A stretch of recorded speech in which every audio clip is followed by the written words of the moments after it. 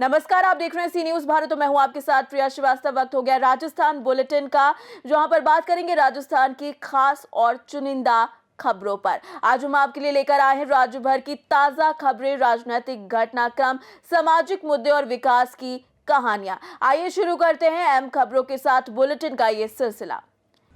जोधपुर से खबर है, जहां जयनारायण व्यास विश्वविद्यालय में मंगलवार को national students union of India की फीस वृद्धि के विरोध में छात्र हितों से जुड़ी मांगों को लेकर जोरदार प्रदर्शन करते हुए प्रशासनिक कार्यालय पहुंचकर कुलगुरु के नाम 16 सूत्रीय ज्ञापन सौंपा गया, जिसमें प्रदेश उपाध्यक्ष हरेंद्र चौधरी, इकाई अध्यक्ष जुंजार सिंह चौधरी, छात्र नेता ML चौधरी, रोहित मेहरा, जिला सचिव हर्षवर्धन सिंह सहित कई छात्र मौजूद रहे। संगठन ने इस वर्ष फीस वृद्धि नहीं करने, नई शिक्षा नीति के तहत सेमेस्टर समय पर पूरा कर जल्दी रिजल्ट जारी करने, PhD प्रवेश प्रक्रिया शुरू करने, फीस में पारदर्शिता, UG PG में रिविल सुविधा, विश्वविद्यालय की लाइट, पंखे, वायरिंग सुधार, हॉस्टल निरीक्षण, बंद लाइब्रेरी, कैंटीन, ई-मित्र सेवाएं शुरू करने, पेपरलेस प्रक्रिया शुरू करने और नए परिसर में स्पीड ब्रेकर लगाने जैसी मांगे रखी हैं। साथ ही आरोप लगाया कि पहले तकरीबन 25% फीस बढ़ चुकी है और व्यवस्थाओं की कमी और रिजल्ट में देरी से छात्र परेशान हैं। चेतावनी दी कि मांगे नहीं मांगी गई तो तेज आंदोलन किया जाएगा, जबकि छात्रों को प्रशासन से शीघ्र समाधान की उम्मीद है। साफ सफाई की व्यवस्था है, नए परिसर की बात करें, पुराने परिसर की बात करें, बाथरूम सही नहीं है, टॉयलेट्स बिल्कुल सही नहीं है, क्लास में बच्चों के लिए बैठने की प्रॉपर व्यवस्था नहीं है, मूलभूत जो सुविधा है विश्वविद्यालय में नहीं है। साथ ही साथ हमने 14 सूत्रीय छात्र हितों की मांगों को लेकर आज विश्वविद्यालय प्रशासन को ज्ञापन सौंपा है और आज एडमिशन बोर्ड की मीटिंग चल रही है। इन्होंने आश्वस्त किया है कि हम छात्र हित अहित में कोई फैसला नहीं लेंगे, छात्र हित में ही फैसला लेंगे।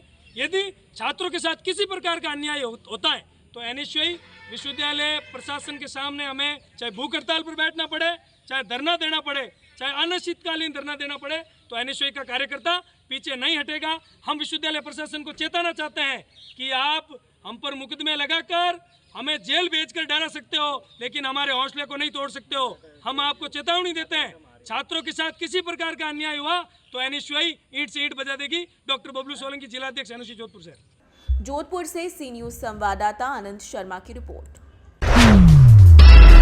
जोधपुर में मथुरादास माथुर अस्पताल का मंगलवार को जिला कलेक्टर आलोक रंजन के द्वारा निरीक्षण किया गया। साथ ही चिकित्सा सेवाओं, अधोसंरचना और वित्तीय प्रबंधन की समग्र समीक्षा की गई।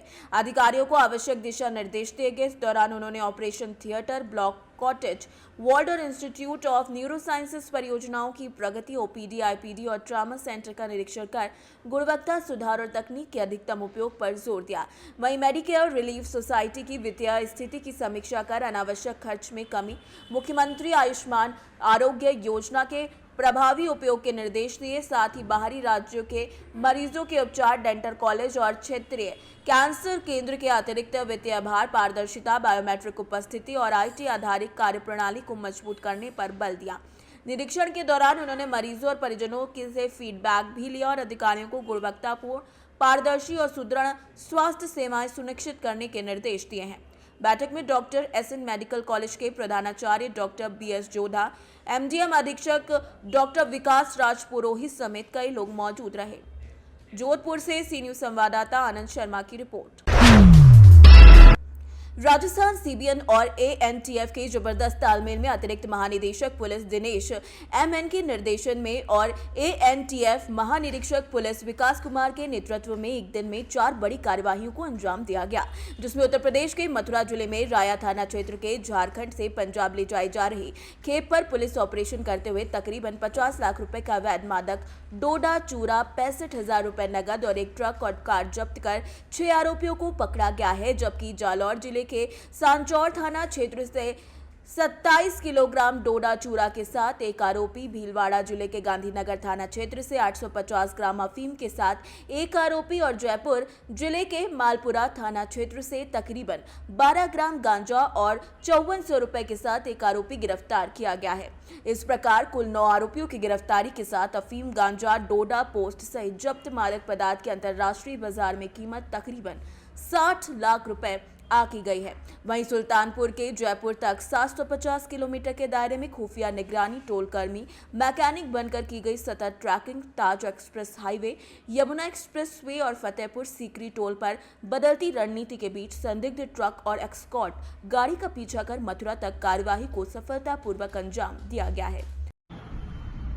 मादक पदार्थों का प्रकोप, यह एक इतनी बड़ी बीमारी आज बनकर समाज में फैला हुआ है कि जब तक सभी एजेंसियां मिलकर, समाज का सारे तबके मिलकर इसके खिलाफ संघर्ष नहीं करेंगे, इस दानव का संघर्ष संभव नहीं है। इसी दृष्टिकोण को रखते हुए राजस्थान एनटीएफ सभी सिस्टर इकाइयों के साथ, चाहे केंद्र सरकार की इकाइयां हो, राज्य सरकार की इकाइयां हो, मिलकर कंधे से कंधा मिलाकर, कदम से कदम मिलाकर नशे के प्रकोप को खत्म करने के लिए कटिबद्ध है।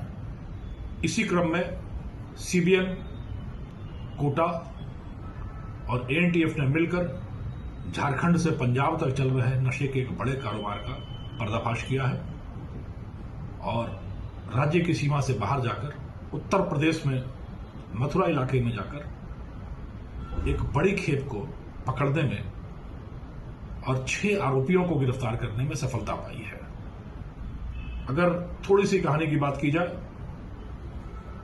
तो समन्वय के आधार पर झारखंड में अपने सूत्रों को खंगाला सीबीएन ने और मानवीय और तकनीकी आसूचना संश्लेषण का काम एनटीएफ ने किया। तो खुलासा हुआ कि झारखंड से कोई एक ट्रक और उसको एस्कॉर्ट करती हुई एक बड़ी एक्सीओ गाड़ी, लग्जरी गाड़ी पंजाब के लिए रवाना होगी जो राजस्थान के रास्ते जाएगी। इस सूचना पर सीबीएन और एनटीएफ दोनों ने मिलकर राजस्थान से लेकर उत्तर प्रदेश तक कहीं टोलकर्मी बनकर, कहीं मैकेनिक बनकर, कहीं ढाबे पर बैठकर अपना जाल बिछाया और आखिरकार उत्तर प्रदेश में लखनऊ के आसपास संदिग्ध वाहनों की पहचान कर ली गई और वहां से पीछे लगकर आगरा तक टीमें पीछे लगी रहीं। जब टीम राजस्थान की सीमा में घुसने वाली थी तो कहीं पुलिस की नाकेबंदी देखकर वो वापस रास्ता मुड़कर उन्होंने दिल्ली का रास्ता पकड़ा। आनन फानन में एनटीएफ और सीबीएन दोनों की टीमें मथुरा पहुंची और वहां पर दोनों संदिग्ध वाहनों को, 6 आरोपियों को और करीब 50 लाख रुपए का लगभग 350 केजी डोडा छुरा, जो उस वाहन में केमिकल्स के नीचे दबा कर रखा गया था, उसको पकड़ने में सफलता मिली। बल प्रयोग करने की भी आवश्यकता पड़ी वहां पर निर्भीक रूप से, निडर रूप से, कंधे से कंधा मिलाकर सीबीएन और एनटीएफ की टीमों ने इस कार्रवाई को अंजाम दिया और यह एक बड़ी सफलता इस मायने में है कि 2 एजेंसियां मिलकर संयुक्त रूप से कार्य कर रही हैं, राज्य के बाहर भी कार्रवाई करने में सक्षम है और एक बड़ा नेटवर्क जो झारखंड से लेकर राजस्थान, पंजाब तक नशीले पदार्थों की सप्लाई कर रहा था, आपूर्ति कर रहा था, उसको तोड़ने में सफलता मिली। हम इसी तरीके से लगातार कार्य करते रहेंगे, एक साथ मिलकर एकजुट होकर काम करते रहेंगे और इस नशे के दानों को अपनी पवित्र धरती से मार भगाएंगे। जय हिंद। जोधपुर से सी न्यूज संवाददाता आनंद शर्मा की रिपोर्ट। फिलहाल इस बुलेटिन में इतना ही। देश दुनिया की बाकी और खबरों के लिए आप बने रहिए सी न्यूज भारत के साथ।